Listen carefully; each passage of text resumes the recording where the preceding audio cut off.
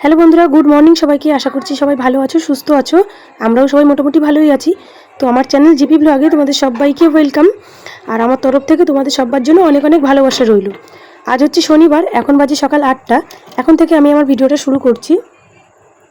আজ আমার সমস্ত কাজবাজ একটু উল্টোপাল্টা হয়ে গেছে। কি করব, কোনটা আগে করব কিছুই বুঝতে পারছি না।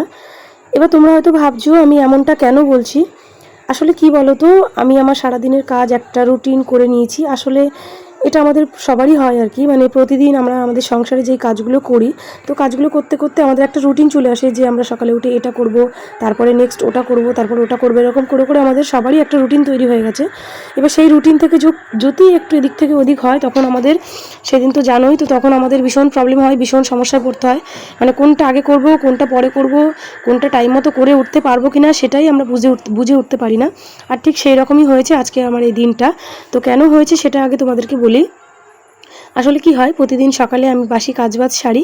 বাসি কাজবাজ সারার পরে তারপরে চা বানাই, তারপরে তোমাদের দাদা ভাই আর আমি চা খাই। চা খেয়ে ও বেরিয়ে যায় ওর কাজে, আর আমি আমার সংসারের কাজ একের পর এক করতে থাকি। আর আজ হয়েছে একটু উল্টো, মানে তোমাদের দাদা ভাইয়ের একটু সকাল সকাল আজকে কাজে বেরিয়ে যেতে হয়েছে। মানে ওর আজকে এক সাইড থেকে অন্য সাইডে কাজে পাঠাবে কন্ট্রাক্টর। তো ওর আজকে একটু সকাল সকাল কাজে বেরিয়ে যেতে হয়েছে। আর আমি কদিন ধরে দুপুরে লাইভ করছি, তো তাই দুপুরে ঠিকঠাক শুতে পারছি না। আর রাত্রেবেলাও গরমের মধ্যে ঠিক একটা ঘুম আসছে না সেইভাবে। তো সকালে উঠতে উঠতে একটু দেরি হয়ে যাচ্ছে। আর ও কী করেছে, যেহেতু ও তাড়াতাড়ি সকাল সকাল উঠে গেছে আজকে, ও কী করেছে আমাকে আর ডাকেনি। ভাবছিল যে বেচারিটা দুপুরেও ঘুমাতে পারে না, আবার আমি যদি সকাল সকাল ডেকে দিই, থাক তার থেকে ও ঘুমাক, পরে উঠে যাবে, উঠে সব কাজবাজ করবে, এটা ভেবে ও নিজে নিজে চা করে খেয়ে বেরিয়ে গেছে কাজের জন্য। তো আমি এখন মানে কাজে বেরিয়ে যখন যাবে তখন আমাকে ডাক দিল যে ওঠো, আমি এখন বেরোবো। তো উঠে দেখছি প্রায় 8টা বাজতে যায়। মানে 8টা তখনও বাজেনি, প্রায় 8টা তখন বাজতে যায়। তো আমি বললাম যে আমাকে আগে কেন ডাকনি। ও বলছে যে তুমি তো দুপুরে লাইভ করছো, তারপরে আবার টাইম পাচ্ছ না, রাত্রিবেলাও ঠিকঠাক ঘুমাতে পারছো না, তো তাই আর কি তোমাকে ডাকিনি। যাই হোক, বড়মশাই আমার কথা তো অনেকটা ভেবেছে, যার জন্য আমাকে ডাকিনি। কিন্তু এদিকে সারাদিনের কাজবাজ আমার সব গড়বড় হয়ে গেল। মানে এতক্ষণে, এই যে 8টা বাজে, এতক্ষণে কী হতো, আমার চা বাসি কাজ করা হয়ে যেত, চা খাওয়া হয়ে যেত, মেয়েকে হয়তো এখন মুখ টুক ধোয়াতাম, এরকমটা হতো আর কি এখন। আর এখন নিজেই এখন ব্রাশ করছি, বাসি কাজও এখন নিচে পড়ে রয়েছে সব। আগে ভাবলাম ব্রাশটা করে নিই আর ছাদে গিয়ে ফুল টুলগুলো তুলে নিই, কারণ একটু পরে কি এখনই ছাদে রোদ উঠে গেছে। তোমাদেরকে আমি তো আমার আগের ব্লগে বলেছি যে সকাল সকাল আমাদের ছাদে এত রোদ পড়ে যায়, পরে আর ছাদে উঠতেই ইচ্ছা করে না। তাই আর কি শুধু জামা কাপড়গুলো ধুয়ে আর ঠাকুরঘর থেকে ফুলের ঝুড়িটা নিয়ে চলে এসেছি ছাদে।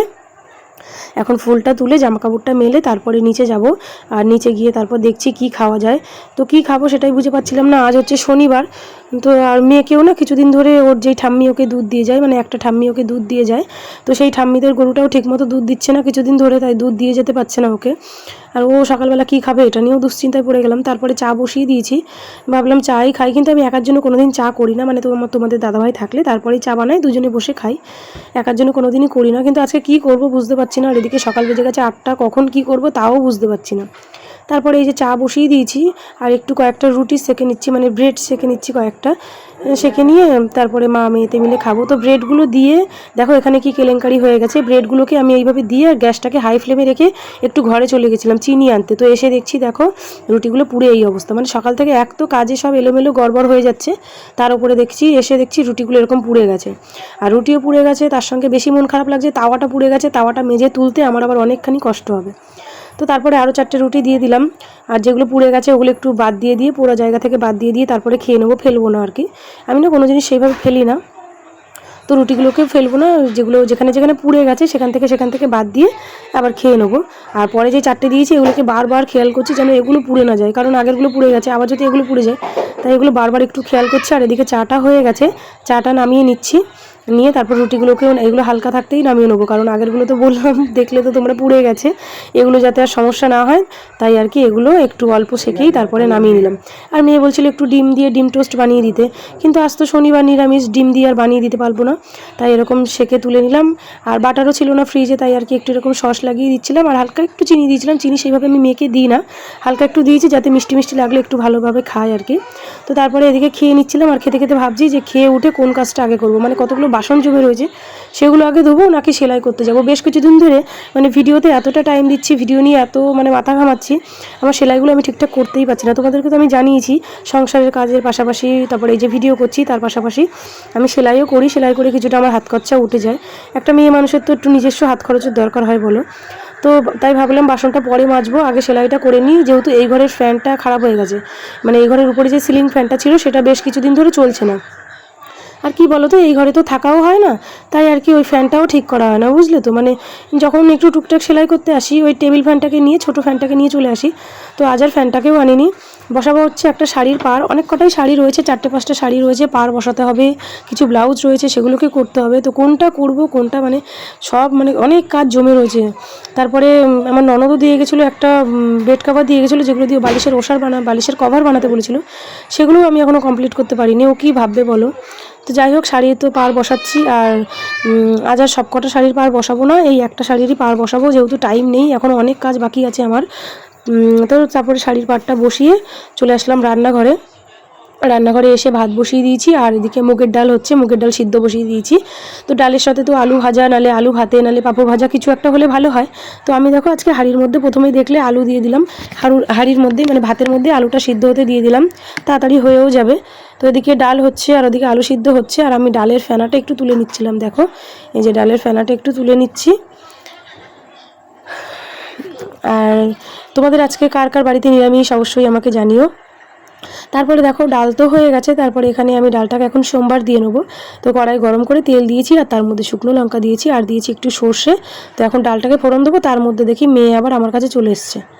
এই যে দেখো মেয়ে আবার আমার কাছে চলে এসে ডাকছে। আমি বললাম মনা আগে এখান থেকে সর, গরম ডাল ফোড়ন দেবো, একটু পরে তোর সাথে কথা বলছি। তো মেয়ে তো তারপরে সরে গেল। তারপর ডালটা দেখো ফোড়ন দিয়ে নিচ্ছি, আর এখনও 2-1টা রান্না করা বাকি আছে। সমস্তটা তো রান্না করার পরে তোমাদেরকে দেখাবো কি রান্না করলাম। তো ডাল রান্না করে এদিকে দেখো কিছুটা থানকুনি পাতা জলে ভিজিয়ে রেখেছিলাম, সেগুলোকে ধুয়ে নিচ্ছি। আর এই থানকুনি পাতাগুলো জানো তো আমার মা পাঠিয়েছিল, মানে কিছুদিন আগে যখন জামাই ষষ্ঠীতে আমি গেছিলাম ওই বাড়িতে, আর আমাদের ওই বাড়িতে প্রচুর থানকুনি পাতা হয়ে রয়েছে। মা সেই পাতাগুলো পাঠিয়ে দিয়েছিল, ফ্রিজে ছিল, এতদিন খাওয়াই হচ্ছিল না। তো আজকে ধুয়ে নিচ্ছি, মিক্সিতে দিয়ে কাঁচা লঙ্কা নুন দিয়ে বাটবো, তারপরে কাঁচা তেল মাখিয়ে ভাত মানে গরম ভাতের মধ্যে রেখে দেবো। আর দেখো এদিকে রান্না করতে করতে আরও একটা অঘটন ঘটিয়ে ফেলেছি। মানে এই যে বোতলটায়, এটাতে আমি ভাজা তেল রাখি, মানে যেই তেলগুলো একবার ইউজ হয়েছে সেগুলো আর ওই ভালো তেলের সাথে মিশিয়ে রাখি না, ওই ছোটো বোতলটাতেই রাখি। তো সেই বোতলটাই দেখো মানে গ্যাস লাইটারটা রাখতে গিয়ে বোতলটা উল্টে পড়ে গেছিলো, দেখো কতটা তেল পড়ে গেছে। যে হাত দিয়ে নাড়িয়ে তোমাদের দেখাচ্ছি, বুঝতে পারছো কিনা আমি বুঝতে পারছি না। যাই হোক, তেলটা যখন পড়ে গেছে কী আর করার, তেলটা তুলে নিচ্ছি, নিয়ে এখন এই জায়গাটা আবার ভালো করে পরিষ্কার করতে হবে।